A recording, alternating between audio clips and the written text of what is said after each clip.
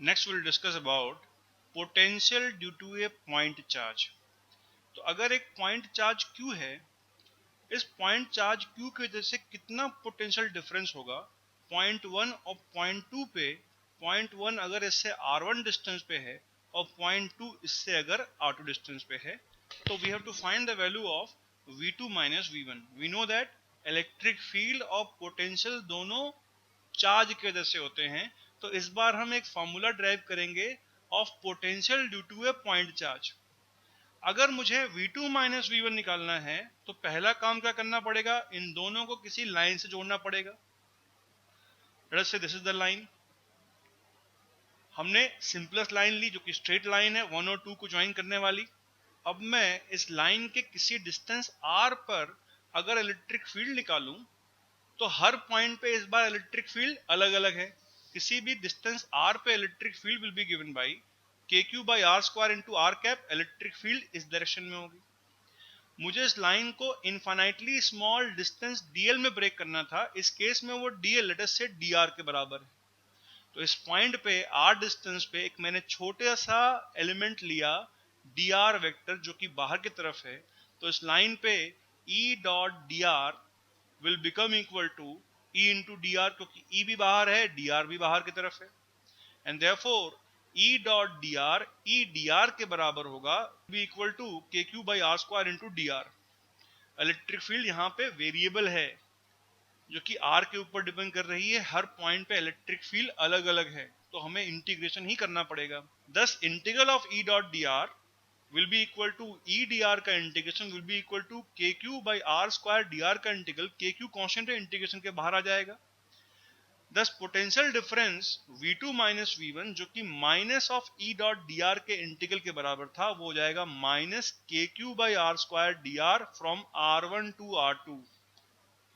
और kq by r square का integration बराबर माइनस kq by r के होगा। अगर लिमिट R1 से लेके R2 तक है तो यहाँ पे भी लिमिट R1 से लेके R2 रख देंगे।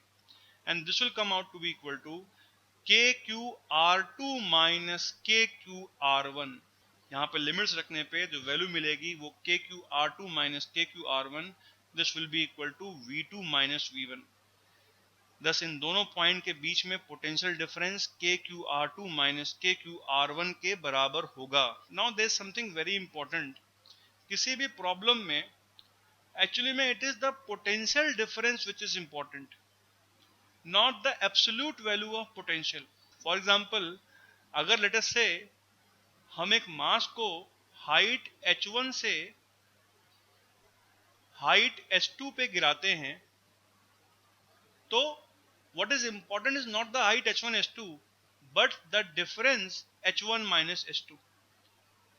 तो पोटेंशियल डिफरेंस की इंपॉर्टेंस है, ना कि पोटेंशियल के खुद की वैल्यू। पोटेंशियल हम किसी भी पॉइंट पे कुछ भी मान सकते हैं, लेकिन पोटेंशियल डिफरेंस हमेशा सेम आना चाहिए क्योंकि इलेक्ट्रिक फील्ड कंजर्वेटिव है। अगर हम R2 बराबर इंफिनिटी मान लें, दैट इज अगर हम सेकेंड पॉइंट को इंफिनिटी पे मान लें और ये मान लें कि उस पॉइंट पे पोटेंशियल जीरो है, आर्बिटरली हमने माना कि किसी चार्ज Q से इनफाइनाइट डिस्टेंस पे ना कोई इलेक्ट्रिक फील्ड होगी, ना कोई इस पॉइंट पे पोटेंशियल होगा, और यहाँ पे ये रख दें वैल्यू, तो V2 की वैल्यू रख दें 0 और R2 की वैल्यू रख दें इंफिनिटी।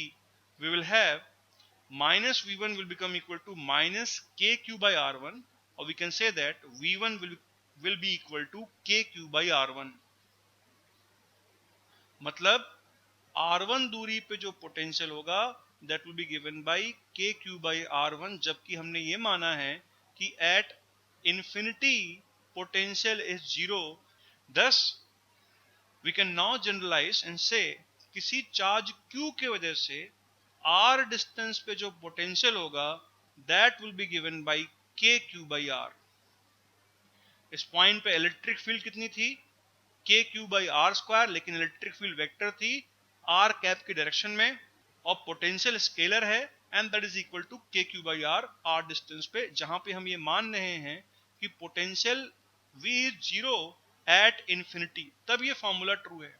अगर हम मान लेते कि इंफिनिटी पे पोटेंशियल 0 नहीं 100 वोल्ट है, तो स्पेस के हर पॉइंट पे potential KQ by R plus 100 और होता, पोटेंशियल डिफरेंस वही रहता। thus किसी पॉजिटिव चार्ज Q की वजह से r डिस्टेंस पे पोटेंशियल KQ/r होगा। V will be equal to infinity at r बराबर 0। जस्ट इस चार्ज पे potential will be equal to infinite और potential will be 0 at r बराबर infinity। इनफाइनाइट डिस्टेंस पे पोटेंशियल हो जाएगा 0 एंड देयरफॉर जब हम पॉजिटिव चार्ज से दूर जाएंगे तो पोटेंशियल डिक्रीज होगा इन्फिनिटी से 0 के towards. And this is obvious, क्योंकि इलेक्ट्रिक फील्ड की डायरेक्शन में ट्रेवल कर रहे हैं पोटेंशियल कम होगा। वैसे भी जो हमारी बेसिक डेफिनेशन थी पोटेंशियल की कि अगर हमें दो पॉइंट के बीच में पोटेंशियल डिफरेंस निकालना है तो हम किसी पॉजिटिव चार्ज Q नॉट को 0.1 से 0.2 पे ले जाएं। जब हम किसी पॉजिटिव चार्ज को किसी दूसरे पॉजिटिव चार्ज से दूर ले जा रहे होंगे तो हमें कोई वर्क नहीं करना पड़ेगा, रेदर हमारे ऊपर वर्क हो रहा होगा कि चार्ज Q अपने आप यहां से यहां पहुंच जाएगा।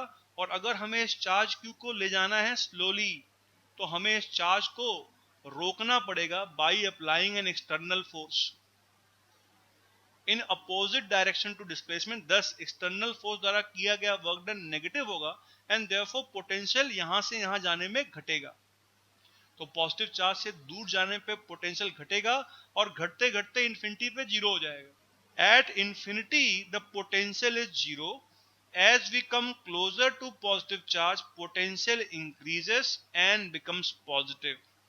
और अगर कोई नेगेटिव चार्ज -q है तो उसके वजह से r डिस्टेंस पे पोटेंशियल -kq/r होगा।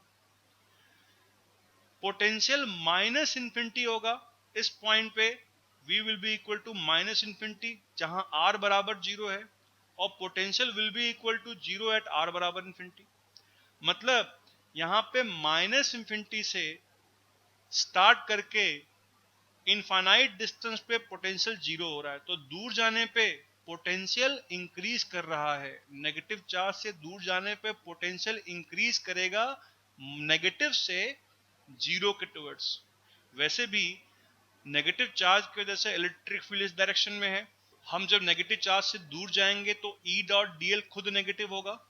हम इलेक्ट्रिक फील्ड के अपोजिट ट्रेवल कर रहे हैं तो पोटेंशियल इंक्रीज करेगा। या अगर ऐसे देखें, एक पॉजिटिव चार्ज Q नॉट को अगर हमें नेगेटिव चार्ज से दूर ले जाना होता तो हमें कुछ पॉजिटिव वर्क करना पड़ता, क्योंकि इन दोनों के बीच में अट्रैक्शन हो रहा है।